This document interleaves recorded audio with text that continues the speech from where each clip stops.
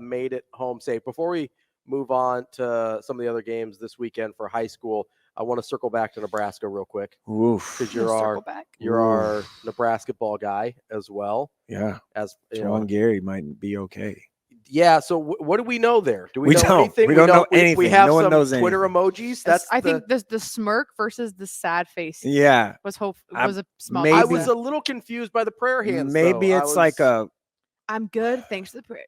Yeah. Maybe or it's like I pray I'm okay. Oh, I don't know. Sprained foot is probably the best. I don't know. The smirk threw me for a loop. Yeah. Or maybe it's like, hey, I'm out for the year, but I don't need surgery or something. Yeah, I don't know. Like we'll find out today. Yeah. There's a media availability at 1:20 or something, and I'll be in Lincoln for that, and then come home and go back to Lincoln later tonight. But it is. It's huge if he is able to play. Oh, for sure. Not just tomorrow against Northwestern. No, but I mean long term and not being out for the remainder of the season. Definitely 2018 vibes if he's out. So yeah, they haven't played very well. No, they haven't. Let me tell you, Rutgers is not good. On the road, it's been the struggle. Yeah, I mean it is just in the league. I think it's Wednesday night.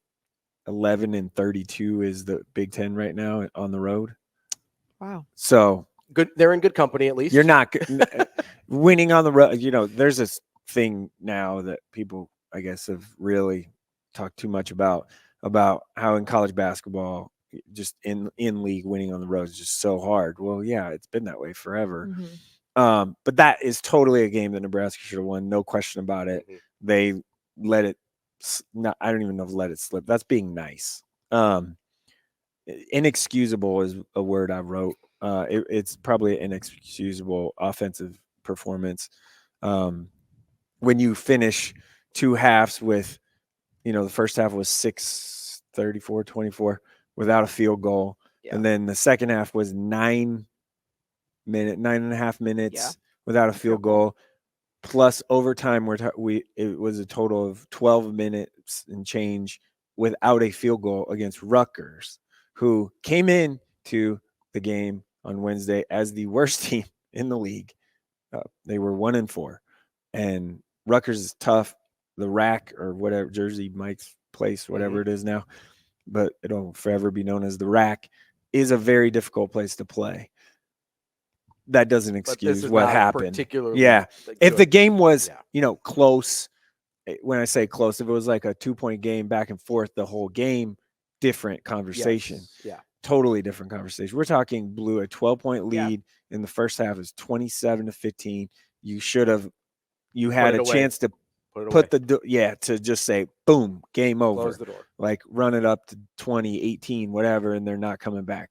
Same thing happened the beginning of the second half. They were up by 12 and looked like they had a chance to hammer the door shut, and Rutgers basically said, no, this is our house. Give me the remote back to the TV. Get off my couch. I'm going to sit down here.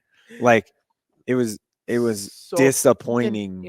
At a minimum, it was disappointing. If I'm doing my math right, so we're talking about 19 minutes out of 45 that they played without a field goal. Yeah, half the game, basically. Hard to win games that way. Yeah, it wasn't great. The number, and the 25 offensive rebounds. I was just going to say that's the number that I think is the most shocking, because those are second chance points. Unbelievable. Times 25 times, basically. Yeah, unbelievable. Like that's just unacceptable. And Coach Hoiberg brought that up in the post game, like on the radio and in his 3 minutes of press conference stuff. It's just I really got to be careful on what I say about that. So I'm trying, Coach. You're talking about, so they missed Rutgers missed 48 shots. They rebounded 25 of those. That's what over I'm saying. Like 50% of like second chance points. Part of that put back up. Part of that too is Rutgers. Oh, they're just not good. Offensively in particular, they take some really bad shots. And they have some bad misses. Yeah, and which turns into bad misses, and the bad long twos, deep threes, contested threes turn into long misses. That gets you to like 12 to 15. Yeah, but they turn into long, tougher rebounds, right? But it's still, so your guards got to rebound in, or somebody. And Bryce Williams actually did a nice job of rebounding. But Bryce Williams had a really nice game. Yeah, he was great. But the Juwan, people are pointing to that. Yes, hey, if Juwan plays the whole game, doesn't get hurt or whatever, if he's in the whole game, he probably grabs 1 or 2 of those rebounds. Yeah. And they win the game by 2, 3, 5. But he wasn't. You can't excuse that. They won games earlier in the year. Yes, the opponent wasn't near as good, but they won games without him earlier in the year. Mm-hmm. They need Josiah Alec to play better.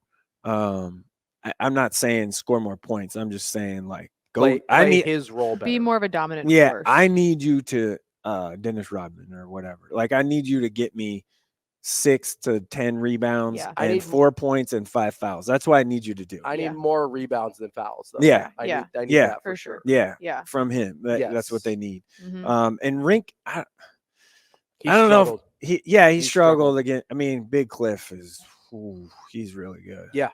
But Rink is kind of supposed to be the guy that can hold up to those types of guys. The one thing that I know as well that I always went back to when we asked Rink Mass at Big Ten Media Days, we're like, "Hey, you're coming from Bradley," and his answer was yes. The Big Ten, Zach Edey, those guys, they bigger guys.